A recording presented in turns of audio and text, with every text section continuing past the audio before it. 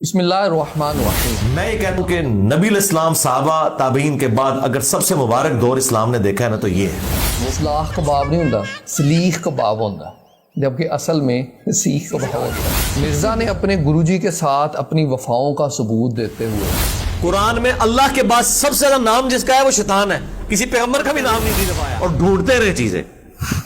Even جس کے بارے میں ان کا مان ہے نا تبری اور ابن کثیر، وہ بھی آپ پڑھ کے دیکھیں۔ دوائی کے بعد کہتے ہیں نا فاقہ جو یہ عربی دا لفظ ہے فاقہ۔ یہ ہے مرزا صاحب کی قرآن فہمی کی حالت اور دعویٰ۔ سوری ان مفسر صاحب کا گھر میں کتنا زیادہ روب ہے وہ بھی آپ کو دکھانا تھا جو ذہن میں ہی نہیں تھا۔ ٹائم کیا ہوتا ہے کہ ہم روٹی نہیں سے مل رہی، حالانکہ میرا تو بہت زیادہ روب ہے اپنی بیوی پہ بھی بچوں پہ۔ بسم اللہ الرحمن الرحیم۔ کہا جاتا ہے کہ دوستوں کی دو قسمیں ہوتی ہیں، ایک ہوتے ہیں دوست اور ایک ہوتے ہیں خاص دوست۔ جو صرف دوست ہوتے ہیں وہ آپ کے مشکل وقت میں آتے ہیں، آپ کا ساتھ دیتے ہیں، اس مشکل سے آپ کو نکالتے ہیں اور چلے جاتے ہیں۔ اب آ جاتے ہیں خاص دوستوں کی طرف۔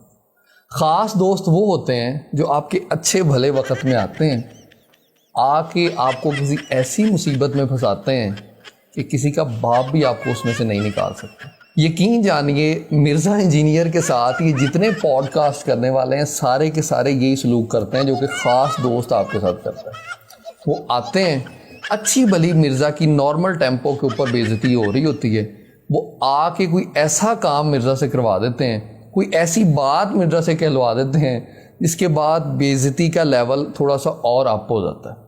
مثال کے طور پہ کچھ دن پہلے ایک پوڈ کاسٹ کے اندر مرزا نے کہا کہ بھئی یہ جو ہے نا اسلام کا یہ گولڈن دور ہے، بہترین دور ہے یہ، اور پچھلے 1200 سال کے اندر تو ہمارے آباء و اجداد کو سمجھ ہی نہیں تھی کہ قرآن کے اندر کیا لکھا ہے۔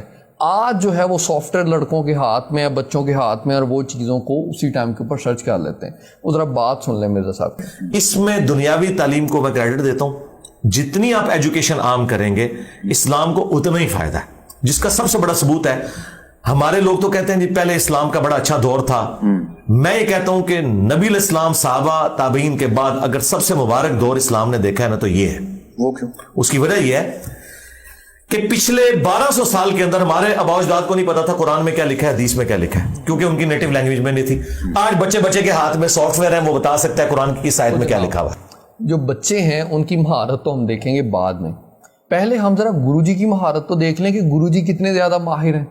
اب گروجی کی مہارت دیکھنے کے لیے پہلی مثال آپ کے سامنے ہے، جس کے اندر مرزا صاحب ایک تو ایسا لفظ جو قرآن میں ہے ہی نہیں اسے قرآن کا حصہ بتا رہے ہیں، اور پھر جو ترجمہ اس کا کر رہے ہیں وہ بھی قطعاً غلط کر رہے ہیں۔ وہ ذرا سن لیں۔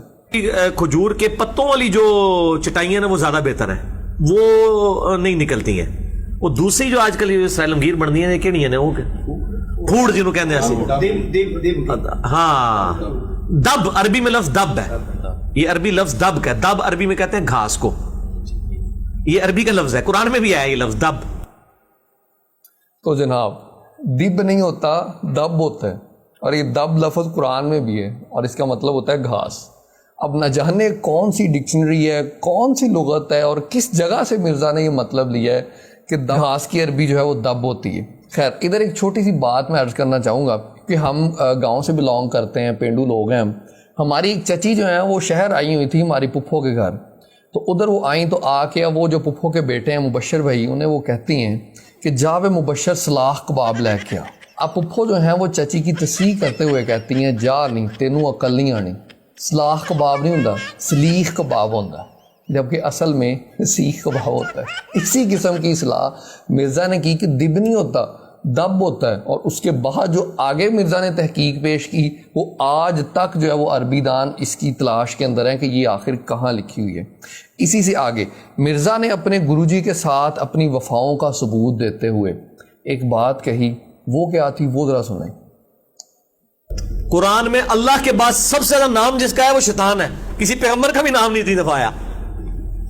ہاں سارے پیغمبروں کے نام جمع کریں نا، جتنی دفعہ ریپیٹ ہوئے ہیں اس سے زیادہ شیطان کا نام آیا ہوا ہے۔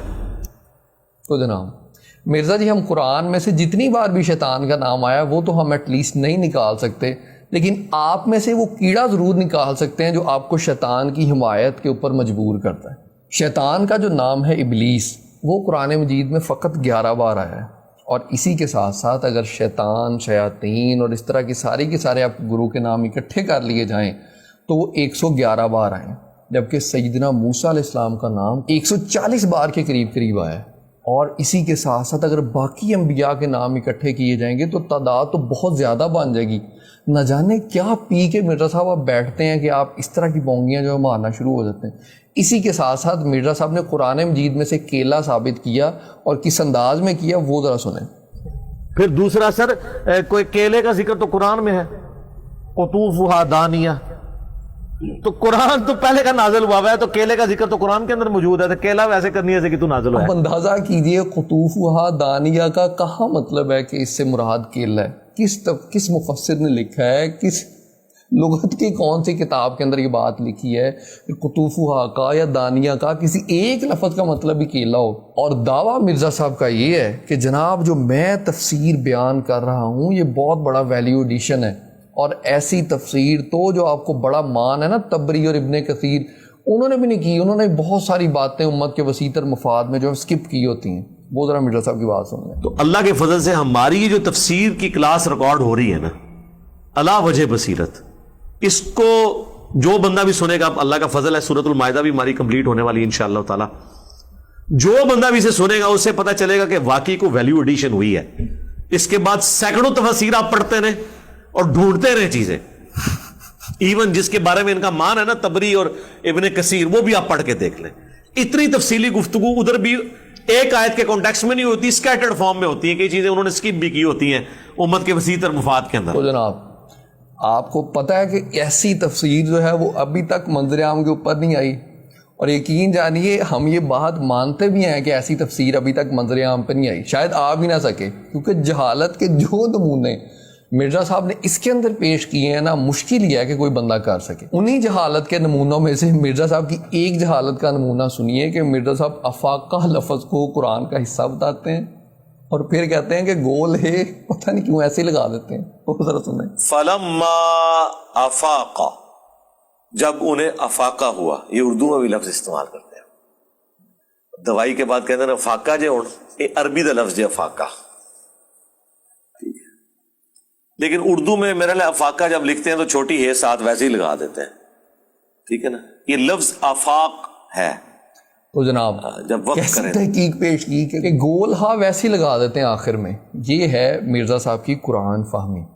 اور اسی کے ساتھ ساتھ حالت مرزا صاحب کی اپنی یہ ہے کہ مرزا صاحب ترجمہ 100% الٹا کر دیتے ہیں، بات کوئی ہوتی ہے کر مرزا صاحب کچھ اور ہی بات کو بنا کے کر دیتے ہیں۔ اس کی ایک مثال ذرا سنیے۔ وَلَمَّا يَأْتِهِمْ تَأْوِيلُهُ، جبکہ ان کے پاس اس کا انجام آ چکا۔ تو جناب وَلَمَّا يَأْتِهِمْ تَأْوِيلُهُ، اس کا مطلب ہے کہ جب ان کے پاس اس کا انجام آ چکا تھا، جبکہ ایکچوئل میں اس کا مطلب ہے کہ جب ان کے پاس اس کا انجام نہیں آیا تھا، ابھی تک ان کے پاس انجام نہیں تھا پہنچا اس چیز کا، وہ سامنے نہیں تھا آیا، یہ اصل مطلب۔ اور مرزا صاحب اس کا یہ ترجمہ بیان کر رہے ہیں کہ جبکہ ان کے پاس اس کا انجام آ چکا تھا۔ یہ ہے مرزا صاحب کی قرآن فہمی کی حالت، اور دعویٰ یہ کہ ایسی تفسیر کوئی نہیں، اور بچہ جو ہے وہ قرآن کا ماہر بن چکا ہے۔ اسی لیے تو ہم نے یہ کہا تھا کہ بھئی مرزا صاحب نے جو جہالت کے نمونے عوام کے سامنے پیش کیے ہیں، یہ کسی کے باس کا روگ نہیں ہے کہ وہ پیش کر سکے۔ اور اس کے بعد الٹا ترجمہ کرنے کی ایک اور مثال آپ کے سامنے پیش خدمت ہے۔ وَأَسَرُّ النَّدَامَةَ، اور اس دن ندامت بھی اس کے اوپر چھائی ہوئی ہو۔ تو جناب وَأَسَرُّ النَّدَامَةَ کا مطلب ہے کہ ان پر ندامت چھا رہی تھی، جبکہ اس کا مطلب ہے کہ وہ ندامت کو چھپائیں گے، وہ دل ہی دل میں چپ کے ندامت کو چھپائیں گے، یہ اس کا اصل ترجمہ ہے۔ جبکہ مرزا صاحب یہ بیان کر رہے ہیں وَأَسَرُّ النَّدَامَةَ کا مطلب کہ ندامت ان پہ چھا رہی تھی۔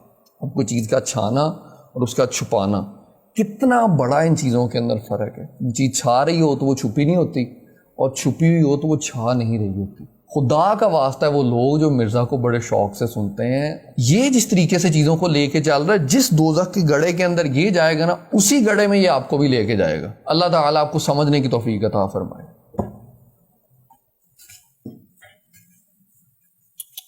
سوری ان مفسر صاحب کا گھر میں کتنا زیادہ روب ہے وہ بھی آپ کو دکھانا تھا جو ذہن میں ہی نہیں رہا، وہ بھی ذرا سنیے۔ آپ کیا سمجھتے ہیں میں گھر میں جب بیٹھا ہوتا ہوں تو میں اپنی بیوی سے روٹی اسی انداز میں مانگتا ہوں جس طرح میں تقریر کر رہا ہوں؟ ٹائم قیامت آ کے ہم روٹی نہیں سے ملنی, ٹائم قیامت آ کے ہم روٹی نہیں سے ملنی. جناب حالت یہ ہے کہ جس انداز میں بیان کرتے ہیں ایسے گھر میں روٹی مانگ لے تو قیامت تک روٹی نہیں ملنی, ٹائم قیامت تک کے روٹی نہیں ملنی. مرزا جس انداز میں تو انبیاء کے حوالے سے زبان درازیاں کرتا ہے اور پیشابوں کے تانے دیتا ہے, تو یقین رکھ مرزا ایسی گفتگو کر کے نبی کریم صلی اللہ علیہ وآلہ وسلم کی شفاعت بھی نہیں ملنی. جیسے تو اللہ کے ولیوں کے ساتھ دشمنی تو نے مول لی ہوئی ہے اور ولی اللہ لفظ بولتے ہوئے تو قبروں کے اوپر جا کے عجیب و غریب قسم کی دعائیں کرنا سکھاتا ہے, تو جب اللہ کا یہ فرمان ہے حدیث قدسی میں کہ جس نے میرے ولی کے ساتھ دشمنی رکھی اس نے میرے ساتھ اعلان جنگ کر لیا, تو مرزا اللہ سے جنگ کر کے تجھے جنت بھی نہیں ملنی.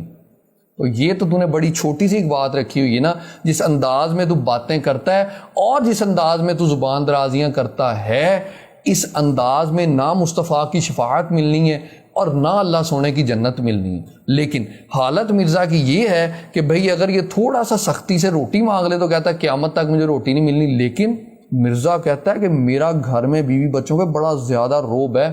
اب آپ اندازہ کیجئے کتنا روب ہے, اور وہ مرزا کے انداز سے اندازہ لگائیے کہ کیسے یہ بیان کر رہا ہے کہ آپ اندازہ نہیں کر سکتے کتنا زیادہ روب ہے. وہ سنیں ذرا. حالانکہ میرا تو بہت زیادہ روب ہے اپنی بیوی پہ بھی بچوں پہ بھی, بہت زیادہ. آپ سوچ بھی جی جناب, آپ اندازہ نہیں کر سکتے کتنا زیادہ روب ہے. روب کا اندازہ آپ اس بات سے لگا لیں کہ ذرا سی سختی سے روٹی مانگے گا تو قیامت تک اسے روٹی نہیں ملے گی. اور اسی کے ساتھ ساتھ مرزا کے اسٹوڈنٹس کا بڑا پرانا ہمارے اوپر ایک اعتراض ہے, پورا کلپ نہیں چلاتے. پہلی بات تو یہ کہ مرزا جن لوگوں کے اوپر بات کرتا ہے اور تم لوگ جو کرامتیں ری ماسٹر کر کے اپلوڈ کرتے ہو, کیا تم وہ پورے کا پورا بیان چلاتے ہو اور پھر اس چیز کو ری ماسٹر کرتے ہو؟ تم بھی تو چیزیں کاٹتے ہو نا. اور آج تک ہم نے پوری کی پوری کوشش کی ہے کہ مرزا صاحب کی بات ایز اٹ از آپ تک پہنچائی جائے جو مرزا صاحب کہنا چاہ رہے ہیں. اب آپ کا یہ اعتراض ختم کر دینے کے لیے ہم مرزا صاحب کی یہ بات پوری کی پوری آپ کو پیش کر دیتے ہیں, اور آپ نے جاتے جاتے بس یہ اندازہ لگا لینا ہے کہ کس قدر تضاد ہے اس بندے کی گفتگو کے اندر کہ ایک بندہ ایک لمحہ پہلے تو یہ کہے کہ میں نے مار کھائی شاید ہو, مارا کبھی نہیں ہے, اور اسی گفتگو کے اندر اسی وقت یہ بات کہہ دے لیکن میرا روب بہت زیادہ ہے, مار کھائی ہوئی ہے اور روب بہت زیادہ ہے. حیران کن ہے مرزا کی سائیکی اور حیران کن ہے مرزا کی سوچ. یقین جانیے ایسے بندے یا پاگل خانے میں ہونے چاہیے یا عجوبہ گھر کے اندر. مرزا کی گفتگو سنیے اور اسی کے اوپر ہماری طرف سے آج کی گفتگو. میری شادی کو آج 16 سال زیادہ ہو چکے ہیں. میں نے شاید 1-2 دفعہ مار کھائی ہو, یعنی وہ کٹ نہیں زیادہ, وہ کبھی کبھار, لیکن میں نے مارا نہیں کبھی, اپنی بیوی پہ ہاتھ نہیں اٹھایا. اس لیے نہیں کہ وہ میں کوئی بہت جو وہ اس طرح کا ہوں, حالانکہ میرا تو بہت زیادہ روب ہے اپنی بیوی پہ بھی بچوں پہ بھی, بہت زیادہ. آپ سوچ بھی نہیں. دین کی بات پھیلانا صدقہ جاریہ ہے. ثواب کے نیت سے ویڈیو کو شیئر ضرور کیجیے. جزاک اللہ.